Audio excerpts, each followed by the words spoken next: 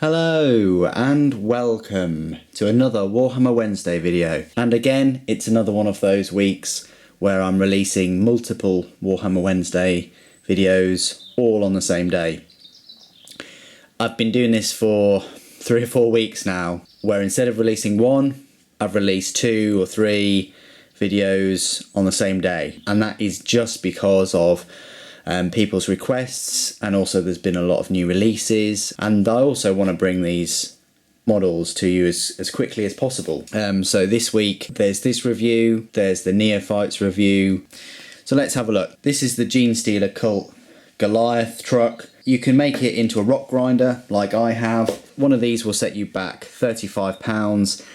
I initially thought that was a lot of money. I still think it's a little bit overpriced, but you do get a lot of parts. That's a really fun kit to build. It took me about a day or so. I mean, if you sit down, and you could probably get it done in an afternoon, but maybe might take a bit longer, because believe it or not, it does consist of a lot of different parts, and also there's a lot of parts for these two. The main sort of interesting bit was there was a lot of parts for the back and this front Rockgrinder siege drill kind of thing, but there we go. So what I'm continuing to do in a lot of my videos at the moment is if it's a new release, I'll try and bring you the unboxing as soon as I get my hands on it, with a review to follow a little bit later on. And in that review I try and talk a little bit about the rules as well, and that's in substitution of you seeing like a painted model, because I've got a lot of things that I like building and making, and sort of painting takes a bit of a back burner, and that's because I make a lot of YouTube videos too, and I also like building these things much more than the painting. I will be talking a little bit about the rules for this thing. I think it's really cool though, even without that big Rockgrinder blade on the front. Just having a vehicle with sort of tyres in 40k is pretty cool. Even if you took the 2 guns off and just had it as a vehicle as part of the scenery. Yeah, I know £30 is quite a bit of an expensive piece of scenery, but still. And likewise, there's no reason why, if you're an orc player, you could get one of these and absolutely kit bash it and put some orcs standing on it and some Gretchen, you know, crawling along it or something like that, or even a Gretchen that's, you know, fallen into these blades and has just been splattered along the side or something. I mean, the variations are sort of limitless in what you want to do. I've just kitted it out with the heavy mining laser and the pintle mounted heavy stubber. I think it works quite well. I didn't want to put the other guys on. I think they work better when it's like a truck rather than the Rockgrinder. I probably will be getting a truck at some point, which the main difference is obviously the front blade and also this back area. This back area you could take off and then lower the back panel down, and you could put a few more cults in there as well. So that's the model. Bit of a size comparison. I've got a Neophyte here as well, so that sort of like gives you a rough idea of the size. It's not as big as I sort of thought it would be, if that makes sense. But there you go. That's sort of some comparison at least. And what I did is, for the other 2 crew members, I actually did stick them on bases, and now I have one guy throwing a demolition charge and one guy just aiming his auto gun, and they will not look out of place in the Neophyte squad if I just wanted to swap a couple of models around, or even just add 2 models to increase the squad size. So that's pretty cool, and I'm a big fan of that, and I wish Games Workshop and Forge World did that more often. You know, add single models to their kits. Even the 412 models, you know, if you found like a Resin Space Marine in one of their big expensive kits, that would just be a little bonus, and then eventually you buy 5 or 10 tanks or something, and you know, you've got enough for a squad. I would really like to see something like that instead of a reward scheme. If they can't do a reward scheme, you know, have something like this. The mining laser moves and you can actually take it off.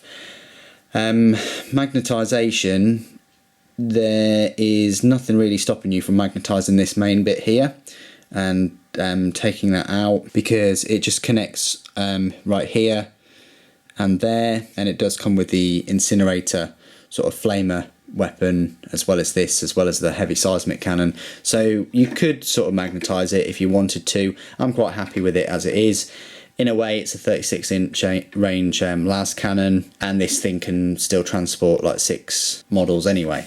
So we'll just talk a little bit about the rules in situ of a painted model. If you take it as just a normal truck, it'll be fast attack, and it's really cheap in points too. It is like 50 points. But if you take it as a Rockgrinder, and then it counts as a heavy support, and it's 75 points.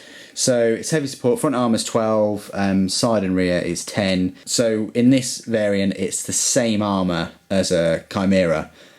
That's pretty cool when you think about it. Same armor this truck thing has than an assault tank. But at 75 points, it's not going to break the bank. Obviously, it won't be able to go up against a Lehman Russ or Predator or Land Raider because they're many more points more. And when you think about it, this is at the end of the day just like a mining truck. It's not a specific, tank or part of an armed force or anything like that. It's just been, it's just something that they've been using on the mining worlds or whatever, and they've just retconned it and modified it a bit. But like I say, it can have 6 models. It's got 5 points of 6 that it can fire from its rear platform. The rear platform is just 1 large access point, so that's what that is. So you can't count this side door or anything like that. It's got this rugged construction rule, which is pretty cool. Shaken, stunned or immobilized, 50-50 chance that it will ignore it, but obviously it's still going to lose a hull point. It's got the 3 hull points. You can have 3 of these in one squad, as it were. So you could have, that's that 225 points, I think, just as one heavy support choice. They can equip it with a cache of demolition charges, which is pretty cool.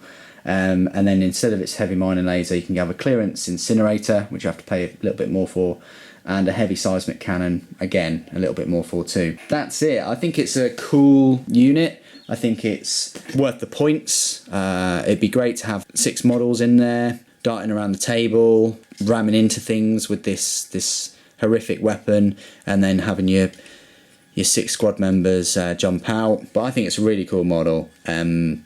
It is about £5 overpriced in my opinion, because it is just 2 sprues. There's great potential if you want to, just modify it for an orc army, maybe have 2 of them in an orc army, something like that. So it's got use for other factions. But in Genestealer Cults, it'll be great, and it'd be great to just whiz around using that strength 9 weapon on the front there. So now what I'm going to do is just going to show you the spare parts. You don't get many spare parts. This is why it was one of my sort of gripes of the price sort of issue. I mean, one of these costs the same as I think it's the same as a Predator, but it's a much more complex kit in my opinion. There are more parts. But here we go.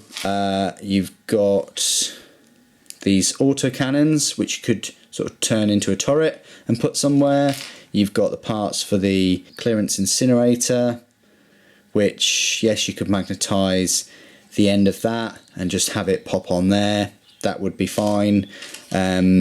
You've got a couple of arms still, and you've got one other head, which you could use on one of the other neophytes. The specific ones that are not the Cadians. You could use that head on there, and you could likewise you can use this arm holding an auto gun too. You get these chains, which I might use on another model, and you get a bit of piping and things like that. So not a huge amount of spare parts for this model. And there you go. That is the end of my review of the Genestealer Cults Goliath Truck or Rockgrinder truck. I do think it's a fantastic model, and it's a great direction that they're going in. I would love to see at some point some plastic civilians or plastic Necromunda models, then hive gangs, things like that. That would be really cool. It would give people more of a reason to buy their Cityscape board, and also even to buy Cityscape battle mats. If they might bring those out too.